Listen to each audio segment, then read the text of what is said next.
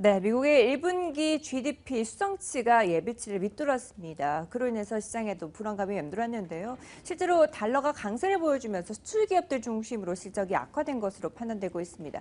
그로 인해서 주식시장에도 영향이 있었겠죠? 네, 맞습니다. 시장의 예상보다는 그래도 나았지만 마이너스 0.7%의 이 위축으로 돌아섰다는 점은 시장에서의 투자 심리를 좀 위축시키는 요인 중에 하나가 됐었는데요. 2분기부터는 강력한 회복을 예상을 하고 있습니다. 하지만 1분기가 일단 위축이 됐었기 때문에 이 부분들 저희가 어떻게 해석하면 좋을지 MTN의 김종을 연구위원 모시고 이야기 나눠보도록 하겠습니다. 위원님. 네, 미국의 1분기 성장률 부진했죠. 악재로서의 영향력을 충분히 발휘할 수 있는 그런 내용이었지만 일단 첫 번째로 지나간 지표가 그렇게 눈에 띄느냐.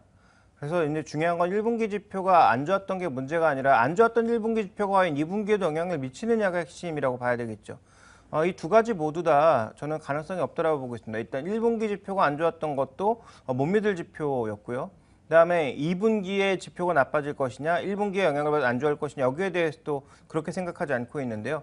먼저 준비된 그림을 보시면 오늘 이제 29일자로 이제 삼성증권에서 나온 자료를 보시면 아마 더 좋을 것 같은데 분기별로 10년마다 지금 미국의 분기별 성장률을 봤더니 2000년대 들어서면서부터 아주 뚜렷하게 1분기에 굉장히 성장률이 둔화되었다가 2분기, 3분기, 4분기에 회복되는 모습을 보여주고 있죠. 그러니까 80년대까지만 하더라도 굉장히 고른 성장률을 보였던 미국 경제가 소비가 4분기에 집중되는 모습을 보이기 시작하면서 아무래도 뒤로 가면 갈수록 2분기, 3분기에 경기가 좋아지고 4분기, 1분기에는 둔화되는 그런 뚜렷한 계절성을 보여주고 있습니다. 그러니까 이런 계절성을 고려해 봤을 때 1분기의 악화는 그렇게 크게 문제가 되지 않는다라고 보고 있고요. 또 하나 주목해 봐야 될 것은 기관별로 성장률이 다르다라는 것을 주목해 볼 필요가 있습니다. 기본적으로 미국 여러 가지 기구가 이제 성장률을 측정하는데 샌프란시스코 연준이 이 여러 가지 계절적인 요인을 제거하고 1분기 성장률을 봤더니 1.8%가 나왔다라는 거죠. 그러니까 그 전에 추정치였던 0.2%와는 꽤 많은 격차를 보여주고 있고요. 이번에 변화된 수치, 그러니까 여러 가지 부진한 경제 지표를 반영한 그 수치를 적용한다고 하더라도 샌프란시스코가 바뀐 기준으로 성장률을 추정하게 되면 아마 1%가 넘을 가능성이 있다라는 거죠. 그래서 실제로 이 계절 조정을 잘못하는 것 아니냐. 그래서 이번에 연준의 발언 속에서도 자넷 옐런 의장의 발언 속에서도 지표에 약간 왜곡이 있을 수 있다라는 그런 발언이 직접적으로 나왔고 그렇기 때문에 2분기에 경제 성장을 예상하고 있고 그래서 연내에 금리 인상을 하겠다라는 논리가 성립되고 있는 거거든요. 그러니까 지나간 지표에 너무 집착할 필요 없고 지나간 지표가 안 좋았다고 해서 2분기에도 미국 경제가 안 좋다라고 보는 것은 어떻게든 매수 심리를 좀 만들어내고 싶어하는 그런 논리가 아닌가라고 보고 있기 때문에 저는 제 입장에서 보면 또 지금까지 나왔던 지표들이나 삼성증권의 보고서 내용을 참고해 보자면 미국의 1분기 성장률은 그렇게 크게 걱정할 필요가 없다라고 보고 있습니다. 네, 지나간 1분기 GDP 지표가 부진한 것, 이게 문제가 아니라 앞으로 2분기까지 이어질지 또 회복세로 다시 돌아설 수 있을지가 중요하다라고 평가하고 계시는데요. 그렇다면 미국 경기가 2분기에는 회복을 보여줄 수 있을지, 그리고 미 연준의 예상대로 하반기부터 본격적으로 금리 인상에 박차를 가할지가 중요할 텐데요. 어떻게 평가하고 계시나요? 일단 가파른 성장까지는 아니더라도 2% 후반대나 3% 초반대 성장률은 나올 가능성이 있지 않나 보고 있습니다. 4월 지표까지 부진했기 때문에 시장이 뭔가 우려감이 높은데요. 아마 5월달 지표부터는 뚜렷한 개선 요인들이 나타날 가능성이 있다라고 보고 있고 실제로 이런 지정학적 이슈나 기후변화 같은 것들이 문제가 되면서 2분기의 경제를 크게 자리 잡지만 않는다면 발목을 잡지만 않는다면 제가 보기에는 아마 2분기에 2% 후반이나 3% 초반대 성장률이 나올 가능성이 높다라고 보고 있고 그렇게 본다면 6월달, 7월달 회의를 거쳐서 연준에서 또 뚜렷한 금리 인상 시그널들을 줄 가능성이 있다라고 보고 있습니다. 그래서 9월 이전 혹은 9월에는 아마 금리 인상이 시작될 가능성이 아직까지는 굉장히 높아 보인다. 그런데 이것을 막을 변수가 다른 게 아니라 바로 기상이변이 되었든 아니면 지정학적 이슈가 되었든 우리가 쉽게 예측할 수 없는 그런 변수로 인해서 둔화될 가능성은 있는데 그걸 미리 예측할 수는 없으니까 일단 기본적인 시그널, 기본적인 시각은 이 2분기 후반 이상의, 그러니까 2% 후반 이상의 성장률을 2분기부터 보일 것이다. 이렇게 보셔야 될 것 같습니다.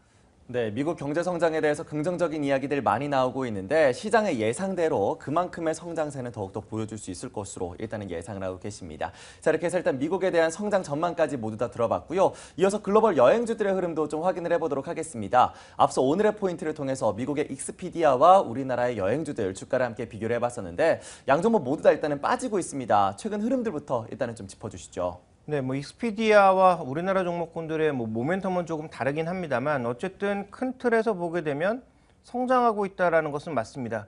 왜냐하면 기존에 여행을 가지 않았던 사람들이 소득이 올라가면서 여행을 가기 시작했다라는 것이고요.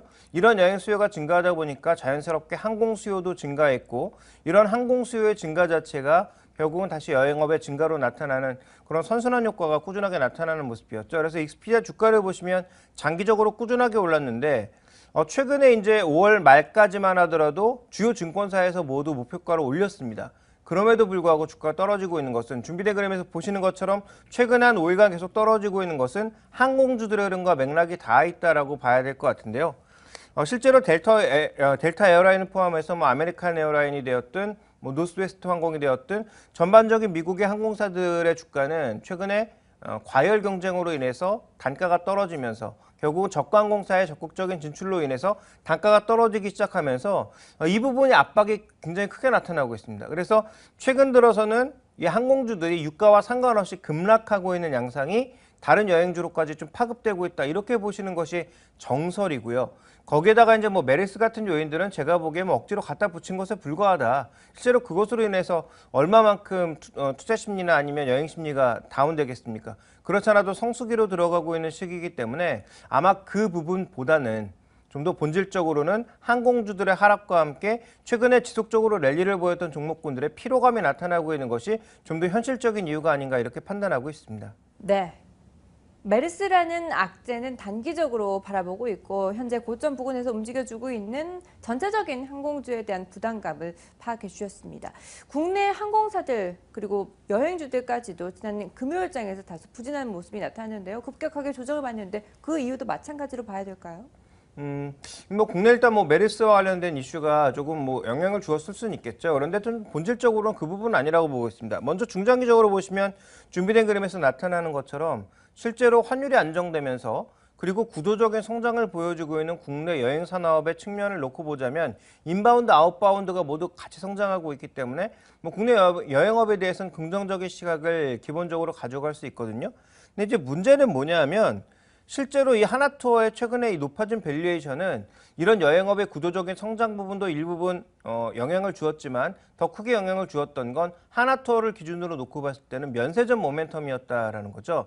그러니까 면세점 이제 중소기업 쪽에 하나가 선정이 될 텐데 그 부분에서 하나투어와 관련돼 있는 이쪽이 좀 되지 않겠느냐라는 그런 모멘텀. 그래서 뭐 유진기업을 포함해서 관련된 종목군들이 엄청나게 많이 올랐습니다. 그러니까 최근에 높아진 밸류에이션의 상당 부분은 해외 그룹들의 움직임과는 좀 다르다라는 거죠. 국내 면세점이라고 하는 개별적인 모멘텀 때문에 너무 많이 올라왔고 그래서 조정 요인이 존재하니까 바로 빠져버린 거죠. 그래서 이런 부분들을 좀 반영을 하셔야 된다라고 보고 있습니다. 그래서 현재 나타나고 있는 하나투어의 조정은 글로벌 시장의 영향보다는 개별적인 높아진 밸류에이션 자체가 더 큰 영향을 주었다라는 판단 속에서 단기적으로는 좀 부정적인 시각이 있지만 중장기적으로 봤을 때는 하나투어의 마켓시어가 계속 올라가고 있거든요.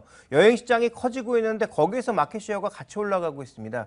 이것은 일부 긍정적으로 볼 수 있습니다. 향후 이 수익성을 조절할 수 있는 긍정적인 요인이기 때문에 이 부분으로 놓고 보게 된다면 역시 여전히 관심을 가져야 될 종목은 면세점의 결정 여부와 상관없이 하나투어 쪽으로 보되 단기적으로 보면 면세점에 만약에 선정이 안 되었을 시에는 추가적인 급락이 나타날 수 있기 때문에 단기적인 관심보다는 일단 이슈를 보고 나서 결정하는 것이 좋을 것 같고요. 그나마 관심을 가질 만한 종목군들은 뭐 대형주가 좀 유리하겠다. 이 정도로 요약해 보겠습니다.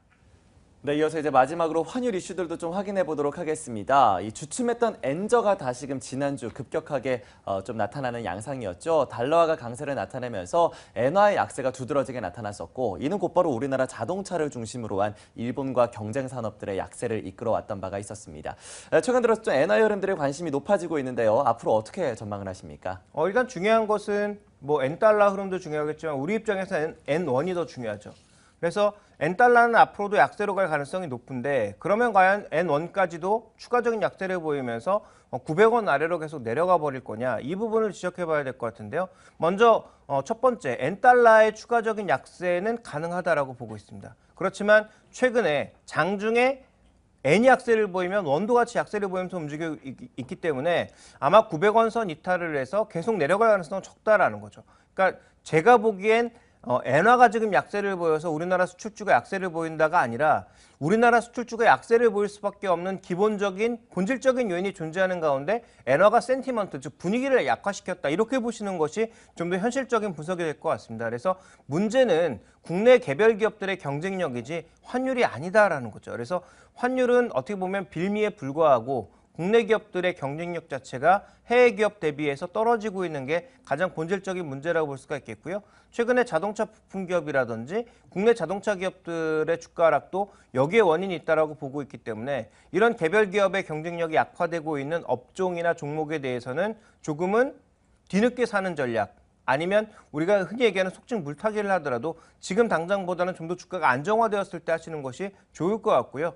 장기적인 측면에서 대형주들을 기본적으로는 좋게 보고 있지만 자동차 종목군들에 대해서는 아직은 조금 더 관망의 여지가 있다. 신규 매수로 생각하시는 분들도 조금은 신중하게 다가서 보자 이렇게 말씀드리겠습니다.